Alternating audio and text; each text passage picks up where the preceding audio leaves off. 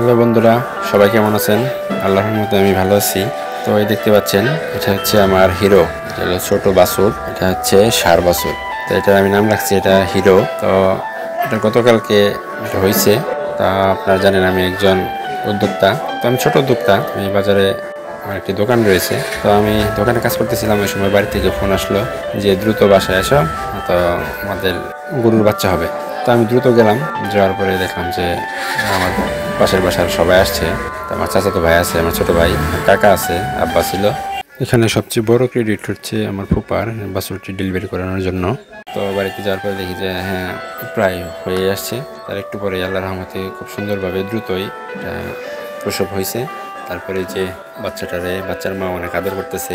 তো এটার মাকে আর কি বড় গরুটারে কিনে নিয়ে আসছিলাম হচ্ছে গত বছর জানুয়ারি মাসে। তো নিয়ে আসার পরে এই যে 1 বছর যেতে না যেতেই তো আল্লাহর রহমতে একটা ষাঁড় বাছুর হয়েছে। এই বাছুরটির জন্মানোর তো 20 মিনিট 25 মিনিট পরেই এটা উঠে দাঁড়াতে পারছে। তারপরে খাবার খাইতে পারতেছে, দুধ খাইতেছে। তো এই বাছুরটার মধ্যে যেটা দেখছেন একটা কাপড় বেঁধে দেওয়া হয়েছে। তো এটা বেঁধে দেওয়ার কারণ হচ্ছে যে এটা যাতে এটার নাভিটা এটার মা বেশি চাটতে না পারে। আর বেশি চাটলে পরে এটা একটু রক্ত বের হয়ে যাবে ওখানে, অথবা মাছি পড়লে এখানে ইনফেকশন হবে।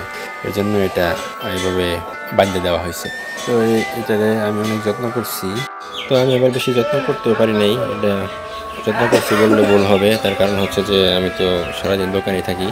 তো সকালবেলা দোকানে যাই, দুপুরবেলা আসি। তো দুপুরবেলা এসে নিয়ে আমি যদি একটু সময় সুযোগ পাই তাহলে এটাকে খাবার দিতাম, অথবা রাত্রে যখন আসতাম ওই দেখতাম আর কি যে কয়েল দেওয়া হয়েছে কিনা। তো সবসময় আব্বাই করতো সব কিছু।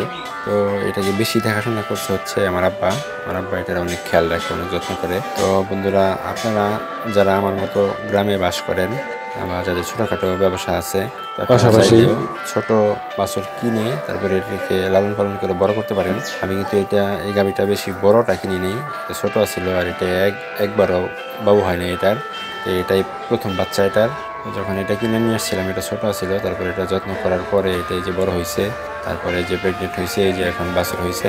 তো মাশাআল্লাহ বাছুরটা একদম সুস্থ আছে, দাঁড়াতে পারতেছে। এখন এটা হাঁটার চেষ্টা করতেছে, একা একা খাবার খাওয়ার চেষ্টা করতেছে। এটার খাবার খুঁজতেছে, এটা বুঝতে পারে না হয়তো এখানে না খাবার, আর একটু পেছনে যাইতে হবে। যে হাটে আবার পড়ে যায়, তো বাছুর নাকি বলে 101টা আছাড় না খেয়ে পুরোপুরিভাবে হাঁটা শিখে না।